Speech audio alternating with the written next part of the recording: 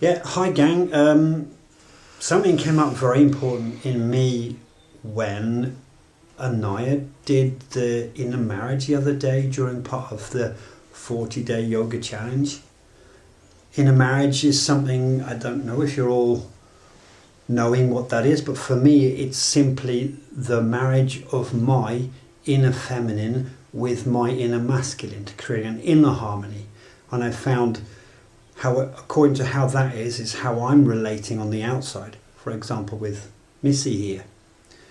So what I got to see was something I'd never seen before, in that I've never experienced my inner feminine in now time, as in the moment. It's always been me reporting on how she has affected my life, but not now. So that opened a whole new thing in me, which was, how much can I relate to my beloved if I haven't got that inner connection in me? So that's kind of what we're approaching in this vid, I think.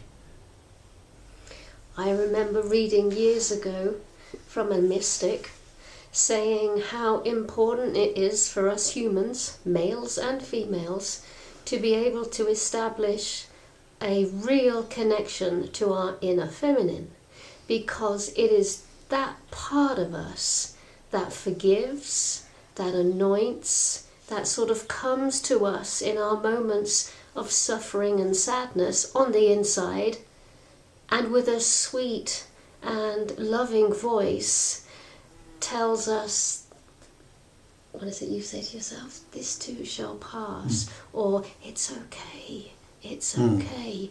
If all we have is a hard, stern, masculine voice, then we're not going to have the sweet breakthroughs that we so need in our own hardened terrain. So that was the beginning for me of really grasping the necessity to not hear, but ask to hear a loving voice on the inside. You can't imagine these things. Imagination's not strong enough. Has to be genuine. Has to be real.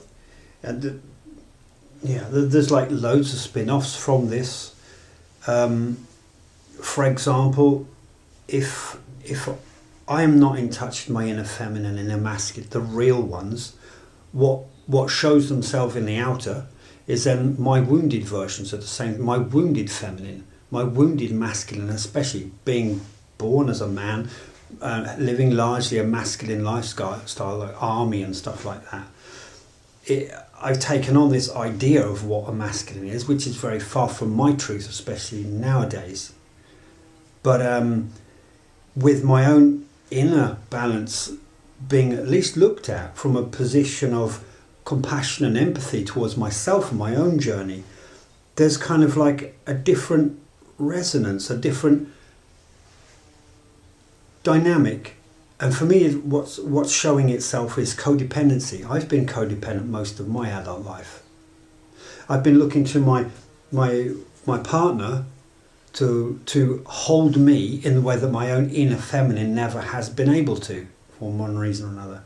But when I just even approach the subject of inviting in as a conscious thought my own inner feminine, I can relax. And I mean, she doesn't have to or be expected to play all these things she's not aware of in me. That was confusing, wasn't it? I'd love to share something with you about how I've been having to take a different path. And I've been really struggling with this one, because I have had to ask Pete, and it's not easy, ask Pete to show some demonstration of love. And that is, so as he's been filling himself up on the inside, I've been filling myself up on the outside, which is to say, do you actually love me? Because the demonstration of love between us has been quite minimal, and it's just horrible. It's horrible. So why is it horrible? What am I feeling? Oh my God, I'm feeling like desperate, and this needy, that was another one that would have held me back, but I kept going. I kept asking for the demonstration of love. I'm a big cuddler. I love to be cuddled. I embraced, touched, kissed, stroked. If you've got plenty of that, this direction, please. So to ask for that felt very humiliating, but I needed to. I needed to ask, because that is how I understand love. It's probably not an spiritual or enlightened need at all, because it's a need, and I'm sure spiritual parts of us don't have a need, but I'm also human, and it is a beautiful, as far as I feel it to be, a beautiful and clean expression of love. So we've been really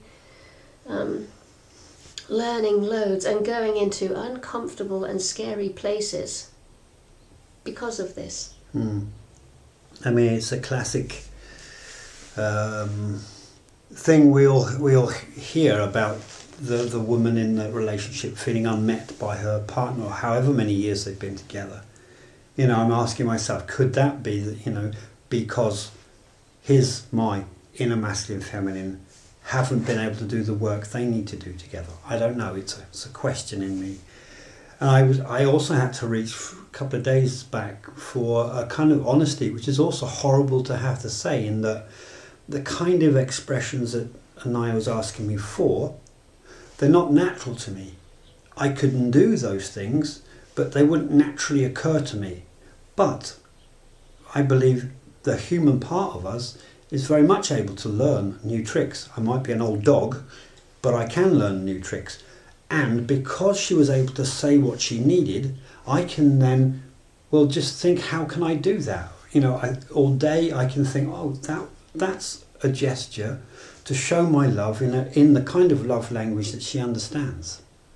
So a lot of great spin-offs. It's still spinning this in a marriage scenario, but I absolutely encourage you to, you know, have a look at some of the vids that Anaiya's already made on the subject, and really give it a go. Like, there's so many potential wins from this. You know, you can not only do it with yourself, you could do it at the same time as a partner. You could hold a partner from behind, or you could do it with a child of yours. There are so many variations, all of which stand to heal something. I think it's really important that we have these conversations, because if I didn't dare to ask Pete about this, I could well be telling myself loads of old stories of how he just doesn't want to, he doesn't find me desirous in any way, whereas what it is quite simply from his past, touch and cuddling and intimacy wasn't really up there. Soldier, climber, lone wolf, all of that stuff. So it's important. I think that's about it, really. It's a short vid, but a really important one. I ask you again, please look up some of the previous videos Anaiya has done about inner marriage. And if you see it published as an event on Facebook or whatever, give it a go, because it's such a simple, beautiful, poetic process that is guaranteed to pull up some tears from somewhere or other. Anyway, that's for me. Bye-bye. You going to turn it off?